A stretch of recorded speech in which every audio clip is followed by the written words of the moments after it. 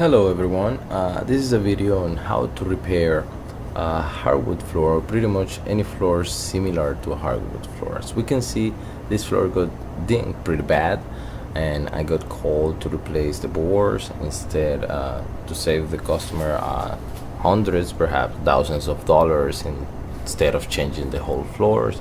I got asked to see if I could just change these two boards. I get asked this a lot, and I wanted to make a video to see if I can help everyone out there, customers and installers, in a proper way how to do it. I've been doing this for about 10 years now, and got a lot of experience in doing this, doing many times, and this is my method, so I wanted to share it with you.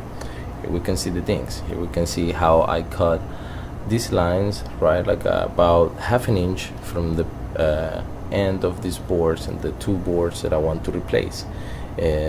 This perimeter will allow me to pull these boards without damaging the boards next to them, which is exactly what we want. I use a circular saw to make the incision and to calculate, to get exactly the height that we want this circular saw to go through without cutting through the cement, creating a lot of smoke and dust unnecessary, or damaging the saw. Or to shore, we just take another board, we put it next to our circular saw and graduate the height. And having exactly the same board that we're going to replace with and getting exactly the same height, now we're ready to go and make our cut. We're gonna make a cut. In this case, I had two boards next one from each other, so I decided to make an incision in the middle and through the sides and get rid first of this middle part. This will allow us to then work our way to the sides, and it will make it much more easier for us. Remember, the idea is not to damage the boards next to the other ones. Pulling the boards and cutting the boards, that's a piece of cake. Remember, the point is that we don't damage the other boards, because then our work could turn into a nightmare. And this has happened, and in 10 years I can tell you that yes, it has happened. It does happen that you start damaging the other boards without exactly wanting to. So here's what I did after I cut this square in the middle, and to get ready so that we can get to the sides. First, we're gonna pull out the ones in the middle. For this, I use a crowbar and a rubber hammer, and just hammer my way through it, pulling the boards in the middle first, one side, then the other side. And I forward the video a little bit because I wish I worked this fast. Oh my goodness, it'd be awesome. But no, it takes, it's work. But it's just a few hours. You could save, many dollars. And if there is another wood for installer out there just trying to look for proper ways on how to do it, if nothing, but I've been doing this for a long time, so I can show you the proper ways to do these things. Okay, here is a very important part. Before getting the sides, after I remove the middle part, I'm gonna remove in the half. I'm gonna hit halfway from the sides to remove the top part of this tiny sliver. This is because we don't want to damage the joints. Remember, these boards have joints, and we don't want to damage the joint of the other board. So if we cut the top part, the top layer first of these boards, then we can have no trouble at all pulling the ones in the bottom, because they won't be attached to the other joint. Therefore, we won't damage the other boards. And these are some of the details and the things that you want to really do so that you don't damage the other boards. It's very important. This is very easy work, and it seems to do, but once you start getting into the other boards, or if something happens, then it can take you much more longer, and it can get more complicated. Okay, so right after we clean the sides, we make sure that we're not damaging the other board. We're gonna talk a little bit about this type of floor specifically. This right here is an engineer hand scraped hardwood floor. It is not real hardwood floor, just the top layer. It does look like real hardwood, and nobody will notice unless you take up a board and look at underneath. There are many advantages to this. Perhaps you won't be using as many trees. It's very more eco-friendly because this is just the layer that we're using as real hardwood, while the rest of the floor there is a filler in the bottom.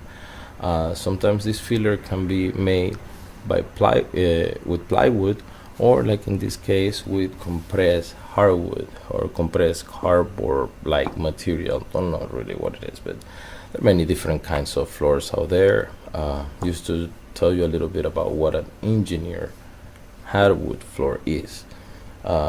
In the top it will feel totally like hardwood floor because it is the real hardwood floor on the top layer, and that'd be like 3 millimeters or 2 millimeters of real hardwood on the top. Okay, right after we clean all of our area that we're going to replace, I use a scraper. I scrape all of the glue really well, and I make sure that I cut the size really good. Everything looks neat and clean. Here I modified the boards a little bit on the joints. I removed the females so that when I lock them I can first put the male joint in, and then the female joint will be held with the glue that we're gonna put. This is the easiest way to put in and lock the boards. Okay, here it is how we're gonna lock the boards in. If you see, I don't use too much glue, because if you put too much glue in, then this could cause the boards to pop.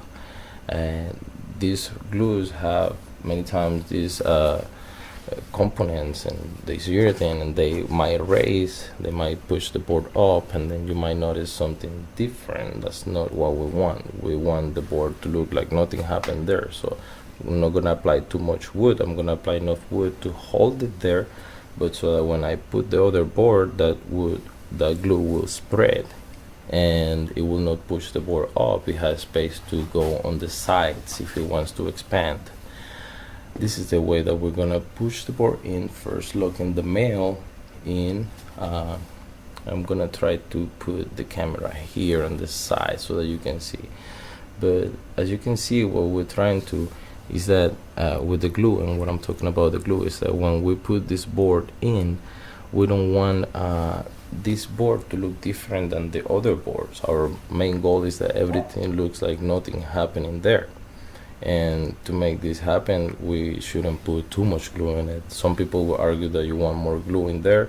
I respect their opinion, but in my more than 10 years of experience, I will tell you, if you put too much glue, then this board might raise and might not look as even as the other board. So here we go. But first I'm gonna push this down and then tap it carefully, and then we're gonna tap our board in carefully. The joint, I left the males, just took the females, and then push that way in to be able to lock the boards. And as you can see, this board will look nice and clear with the other ones. It won't look different. This is what we wanted. We wanted to save this floor. We didn't want to, it's perfectly beautiful, almost brand new floor, and this happened to it, so shouldn't be replaced the whole thing. This is a question we get a lot, or I get a lot, and wanted to help people out there and give some tips on how I do it. Okay, here we can see final product, right?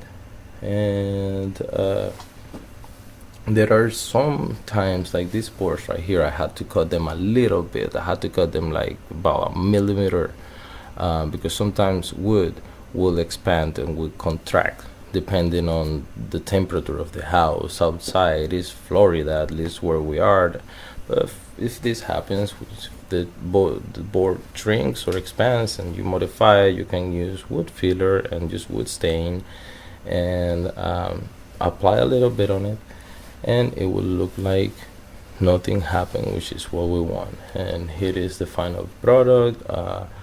We want to replace the board that was dinged, and pretty much the idea is that it is not noticeable. Now you cannot tell which board is that was dinged. We didn't have to pull the whole floor, didn't have to spend hundreds or thousands of dollars, and you know, this floor is almost brand new, like I say. So I'm glad that I can give, if I can save anyone some money out there or help out somebody into knowing the proper ways on how